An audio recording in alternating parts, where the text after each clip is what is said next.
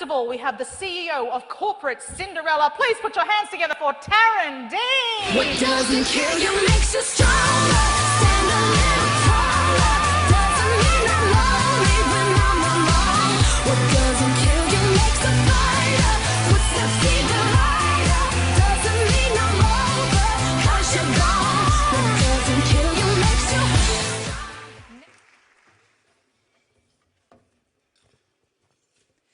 You do have to be an iron lady to make a mark.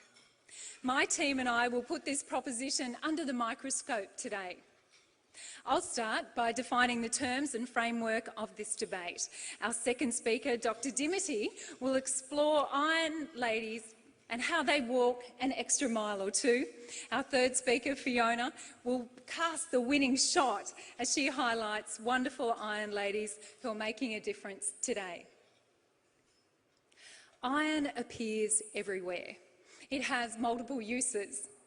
It describes people, places and behaviours. Why, iron woman, iron chef, iron curtain, iron rod, iron lung, an iron will, iron maiden, iron bridge. Common to all is the essential character of iron, strength or fortitude. Iron has an enduring capacity. Iron provides a scaffold, in fact a framework for life. Iron is the sixth most abundant element on the planet. When I consulted my trusty periodic table, as only we women do, I discovered a little known fact, that the symbol for iron is feminine. Why look, Fe, an iron will, female Fe. I know, no mere coincidence. What's more, if you are iron deficient, you cannot operate to your potential. You cannot make a mark. Without the right levels of iron, you're increasingly fatigued, unable to think straight, drained of energy. You experience increased stress and you're simply unfocused. It is important to supplement your life with clarity, courage, humility, wisdom, compassion and strength. Now, let's look at the word mark. Making a mark is to leave an impression, a legacy, footprints for other people to follow.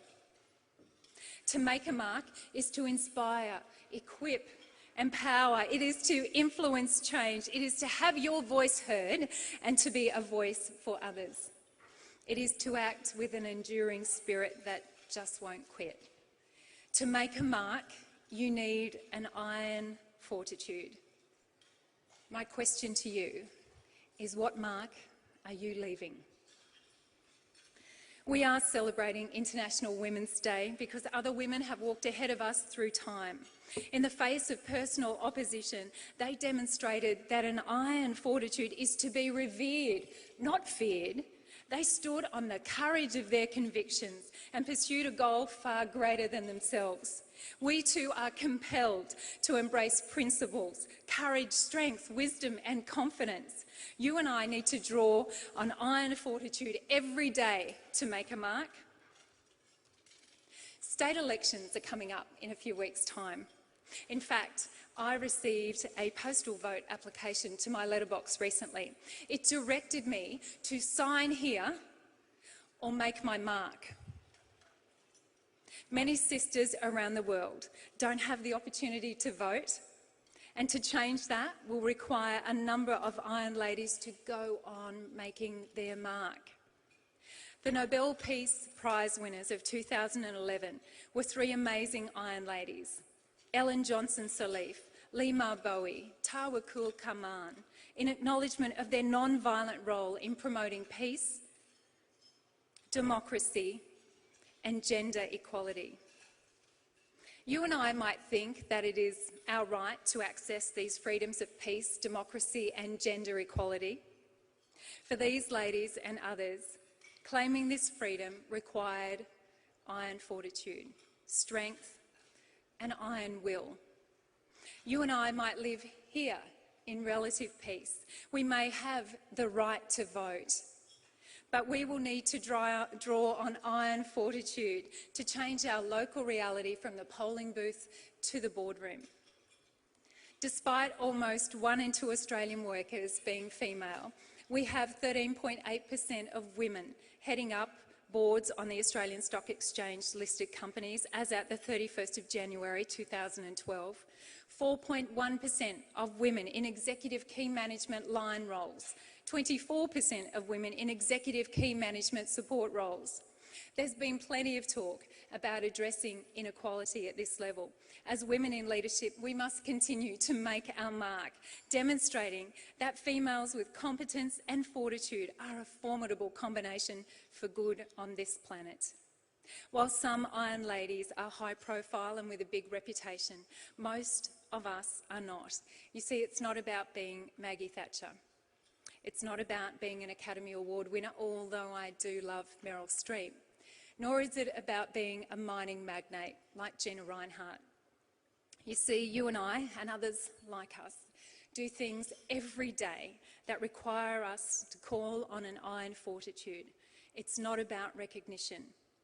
Whether you are at work in corporate land or family land, you have a choice every day to draw on iron fortitude that equips you to stand the test of time and be the scaffold for the people around you. To choose to have the courage of your convictions, working together for the greater good, standing on your values and advancing. Please understand, you will be challenged. You will encounter opposition. You may face deliberate assaults against your values and your identity. You will have to make a choice, as you will here today, to not lie down in the face of opposition or to retreat, but to press on. An Iron Lady who leaves a mark presses on with integrity and purpose, serving others, determined to leave a mark. Ladies and gentlemen, one's life must matter. And we will stand on principle or we will not stand at all. That is the fortitude of an Iron Lady who makes a mark. Thank you.